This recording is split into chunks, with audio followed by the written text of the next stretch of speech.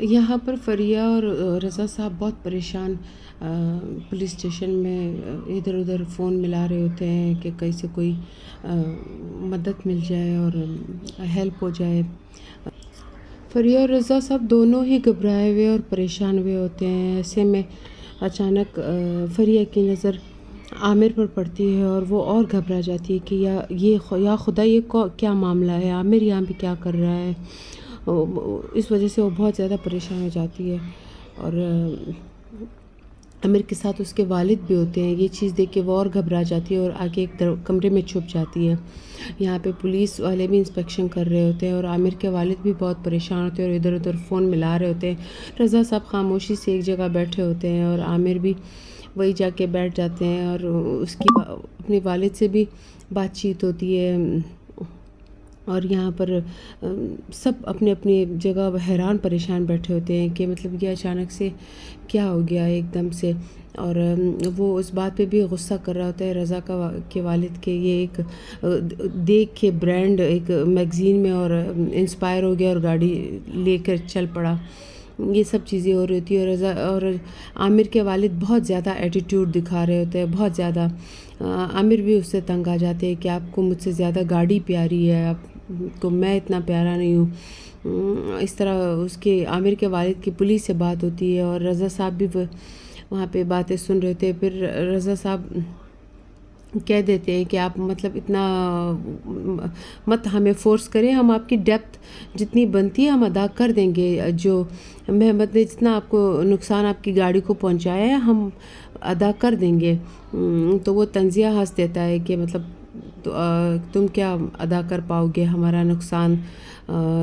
اسی طرح سے یہ بات چیت چل رہی ہوتی ہے اور پولیس کے سامنے وہ رضا صاحب چاہتے ہیں کہ کسی طرح یہ لوگ محمد کو چھوڑ دے اور معاف کر دے اور اس بات پہ راضی ہو جائے کہ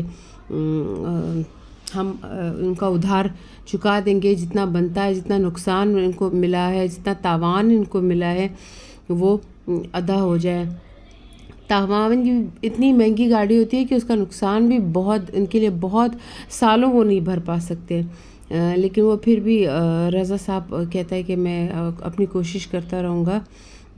یہ سب تاکہ یہ چیزیں معاملات ہینڈل ہو۔ فریہ اور محمد اپنے والد کی یہ بے عزتی دونوں برداشت نہیں کر پاتے اور یہاں پر زہرہ میڈم کو کچھ پتہ ہی نہیں ہوتا۔ وہ صنم میڈم کو تیار کر رہی ہوتی ہے اور صنم میڈم اسے پوچھ رہی ہوتی ہے کہ کون سی جولی میرے پر سوٹ کر رہی ہے، کون سی میرے پر نہیں سوٹ کر رہی ہے، اور یہی باتیں چل رہی ہوتی ہیں ان کے بیچ میں۔ اور وہ ایک پرل کا ایک سیٹ پہنتی ہے تو زہرہ میڈم سے کہتی ہے مجھے پیور نہیں لگتا، یہ مجھے بالکل اصلی نہیں لگتا، مجھے پرل کی بہت پہچان ہے۔ لیکن صنم میڈم ہستی کہ اسے کیا پتہ گولڈ کیا ہے، پرل کیا ہے۔ یہاں پہ رضا صاحب کو دکھایا جاتا ہے جو بہت پریشان گھر میں بیٹھے ہوتے ہیں اور گھر میں جس کے پاس جو بھی چیز ہوتی ہے، چاہے وہ چھوٹے عمر کے پاس ہی کیوں نہ ہو، سب آ کے ٹیبل پہ رکھتے ہیں کہ یہ ہمارے پاس یہ چیزیں ہیں۔ محمد کو اس بات پہ بہت غصہ آتا ہے۔ محمد کہتا ہے میں کر لوں گا، میں کوئی نئی جاب ڈھونڈ لوں گا، اس طرح سے یہ مت کریں، یہ چیزیں گھر کی چیزیں رکھ دے، یہ ہمارے بڑوں کی نشانی ہے، اس طرح سے ایسے مت رکھے۔ اور زہرہ بھی یہ سب دیکھ کے بہت پریشان ہو جاتی ہے اور سوچ میں پڑ جاتی ہے کہ اب آگے کیا کیا جائے۔ اور فریہ اپنے کمرے میں پریشان ہوتی ہے۔ یہاں عامر کا بھی بار بار فون آ رہا ہوتا ہے، اس کی طبیعت پوچھ رہا ہوتا ہے کہ کیا ہوا، اور یہاں پہ یہ لوگ سب یہی بات ڈسکس کر رہے ہوتے ہیں کہ اب آگے کیا کریں، کس طرح سے اس مسئلے سے حل نپٹے۔ پہلے ہی مسئلے کم تھے، اب ایک نیا مسئلہ آن کھڑا ہوا ہے، سب بہت پریشان ہوتے ہیں۔ اور وہ اس کو فریہ محمد کو بہت تسلیاں دیتی ہے کہ بس اب ہو گیا، تم سے ایک غلطی ہو گئی ہے تو بس اب اس کو ٹھیک کرنے کی کوشش کرو، اور اس طرح سے وہ اپنے کمرے میں آ جاتی ہے۔ یہاں عامر کال پہ کال کر رہا ہوتا ہے فریہ کو، لیکن اس کی طرف سے کوئی رسپانس نہیں ہوتا اور فریہ اس چیز سے اور زیادہ پریشان ہو جاتی ہے کہ وہ دو زندگیوں کے درمیان میں پھنس گئی ہے، جہاں وہ ایک امیر دکھتی ہے اور کہیں پہ وہ ایک غریب لڑکی دکھتی ہے۔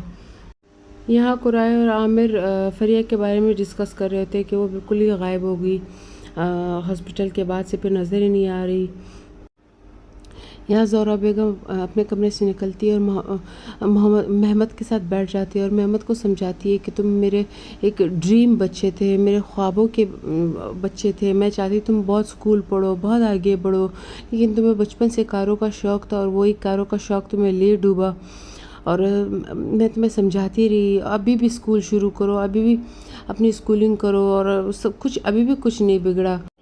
ایسے میں محمد نکل جاتا ہے اور یہاں پہ سین چینج ہو جاتا ہے۔ رضا صاحب اپنے ایک دوست ساتھ بیٹھے ہوتے ہیں اور وہ اپنے دوست سے کہتے ہیں کہ اس طرح اتنا بڑا ڈیپتھ، یعنی میں قرضے میں اس طرح ڈوب گیا ہوں کہ گاڑی ریپیئر کرنی ہے اور اس پہ بہت جو ان کے حساب سے پیسے بنتے ہیں، بہت زیادہ پیسے بنتے ہیں، تو وہ کہتے ہیں یہ تو میری بساط سے بھی بڑھ کر ہے، میں اتنی ہیلپ نہیں کر سکتا۔ اور یہاں پہ زہرا بیگم اپنی چوڑیاں دیکھ رہی ہوتی ہے کہ مطلب یہ میں کیسے مطلب میں دوں گی، اور سب بہت پریشان ہوتے ہیں، گھر میں کافی پریشانی ہوتی ہے اس گاڑی کی وجہ سے۔ چھوٹا عمر بھی بہت پریشان ہوتا ہے، ہر وقت یہی بحث ہوتی ہے، سب ایک دوسرے کے لیے پریشان ہوتے ہیں، اور زہرا بیگم بس یہی کہ اچھی خاصی زندگی چل رہی تھی جیسا تھا، لیکن یہ مطلب کیا ہو گیا۔ یہاں فریہ جانسو کے پاس آتی ہے اور وہاں پہ جانسو کے پیڈی کیور ہو رہی ہوتی ہے اور فریہ وہاں سے چلی جاتی ہے، اس کو اچھا نہیں لگتا، شرم آ رہی ہوتی ہے اسے، اور یہاں پھر کالج کا منظر دکھایا جاتا ہے، اور جہاں پہ ہانڈے غصے میں ہوتی ہے اور کہ مطلب تم نے ابھی تک مجھے صحیح نہیں بتایا کہ لڑکی کون تھی تمہارے ساتھ بیٹھی ہوئی تھی، اور یہ گیراج کا منظر دکھایا جاتا ہے، اور گیراج سے محمد کو بہت ڈانٹا جاتا ہے جو گیراج کا مالک ہے، اور اسے نکال دیتا ہے۔ محمد بہت پریشان ہوتا ہے اور وہیں پہ ساحل سمندر پہ گھوم رہا ہوتا ہے اور پریشان کہ اب میں نئی نوکری کہاں سے ڈھونڈ لاؤں گا، اور یہاں پہ منظر دوبارہ چینج ہو جاتا ہے۔ یہ جہاں اپنے بلڈنگ سے باہر کسی گھر میں کام کرتی ہے، وہاں پہ اس کو یہ بہت ڈپریشن میں ہوتی ہے تو اس کی انگلی کٹ جاتی ہے۔ ایسے میں وہاں پہ جو کوئی صاحب ہوتے ہیں وہ کہتے ہیں ٹینشن نہ لے، اور یہاں پر سنم میڈم رضا صاحب سے کہتی ہے کہ آپ کی بیٹی بہت ٹیلنٹڈ ہے، آپ اس کو ایسے گھر نہ بٹھائے، اس کو اسکول میں دوبارہ سے جانے دے، ایسے کچھ نہیں ہوتا اس طرح سے۔ تو رضا صاحب بھی سوچ میں پڑ جاتے ہیں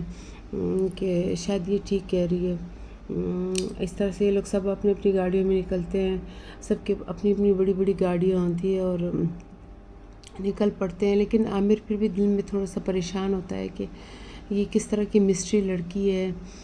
اور کس طرح سے میں ملوں، اس سے بات کروں، اس کے بارے میں معلوم کروں، اور گاڑی کی طرف سے بھی الگ پریشانی ہوتی ہے، اور یہاں پر بینک کے لیے جو اس نے لون کا کہا تھا وہ بینک والے نہیں مانتے، کیونکہ اس کے جو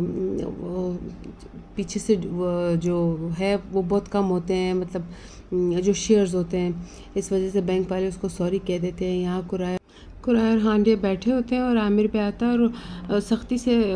ہانڈے منع کرتی ہے کہ تم فریہ کا ایف بھی نہیں بولے ہوئے، اور یہاں پر لارا کو چائے پسند نہیں آتی اور وہ اپنی میٹ کو ڈانٹتی ہے، اور یہاں پہ فریہ کو وہ کال کرتی ہے کہ جا کے میرے لیے بہت اچھی اسپیشل والی چائے جو بہت ایک اچھے ریسٹورینٹ میں ملتی ہے وہاں سے لے آؤ۔ فریہ بہت پریشان ہوتی ہے، اور اسی ریسٹورینٹ میں قرائے، ہانڈے اور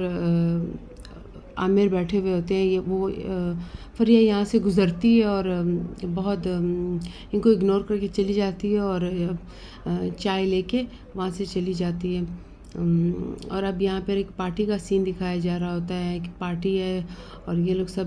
سب انجوائے کر رہے ہوتے ہیں پارٹی کو، اور یہاں پر اپنے بیڈ روم میں زہرا بیٹھی ہوتی ہے، بال ٹھیک کر رہی ہوتی ہے، اور اس کی بحث ہوتی ہے ہسبینڈ کے ساتھ، اور بچے بھی باہر سن رہے ہوتے ہیں۔ پارٹی بھی اسی طرح چل رہی ہوتی ہے۔ ایک لڑکی آتی ہے عامر کے ساتھ بیٹھتی ہے جو کہ ہانڈے کو بالکل پسند نہیں ہوتا، اور وہ آ کے اسے کہتی ہے کہ تم ابھی تک زندہ ہو، اس طرح کی۔ عامر بھی بس ہیلو ہائی کرتا ہے، اسے رخصت کر دیتا ہے۔ رضا صاحب الگ سے یہاں پریشان ہوتے ہیں، اپنی پریشانیوں میں گم ہوتے ہیں۔ یہاں دوبارہ سے کالج کا دکھایا جاتا ہے اور ہانڈے اور قرائے ایک ساتھ یہاں پر بھی ایک ساتھ ڈرنک کر رہے ہوتے ہیں، اور عامر نئی گاڑی میں آتا ہے اور خوب مذاق اڑاتا ہے فریہ کی فیملی کا۔ فریہ سن لیتی ہے اور فریہ آ کے ان کی خوب انسلٹ کرتی ہے کہ یہ مطلب تم لوگ اس طرح کیسے کسی غریب کے بارے میں بات۔ تم لوگ کیسے کسی غریب کے بارے میں بات کر سکتے ہو؟ اور ان کی بہت انسلٹ کرتی ہے۔ رضا صاحب یہاں پر اپنے شیئرز اور اپنے جو اس نے فیلڈ اپنا ایک رکھا تھا وہ کہیں پہ بھی نہیں بک رہا ہوتا، مطلب کہیں سے بھی ہیلپ نہیں مل رہی ہوتی ہے۔ اور یہاں پر جانسو کی موم ثنا میڈم کو فون آتا ہے جانسو کے والد کا، اور وہ اسے کہتے ہیں آ کے اپنی بیٹی کو خود ہی سنبھالو، اور یہ بات جانسو سن لیتی ہے اور بہت ہرٹ ہوتی ہے کہ آپ میرے بارے میں اس طرح کیسے بات کر سکتے ہو۔ اور یہاں پر عامر اور قرائے نے جو پلان بنایا ہوتا ہے کہ اس کو بہانے سے کنچے کے ذریعے ہال میں بلائیں گے، اور اسی بہانے فریہ سے پوچھیں گے اور فیس ٹو فیس بات کریں گے کہ آخر وہ چاہتی کیا ہے اور کیا مسئلہ کیا ہے اس کے ساتھ۔ فریہ ہال میں آتی ہے اور عامر یہاں پہ ہال میں پہلے سے موجود ہوتا ہے، اور عامر اسے پوچھنے لگتا ہے کہ آخر کیا بات ہے جو تم مجھ سے چھپا رہی ہو، مجھے بتا دو تو اپنی زندگی کا سچ۔ یہاں پر فریہ سوچتی ہے کہ اسے بتا ہی دے اور ڈرامہ ختم ہو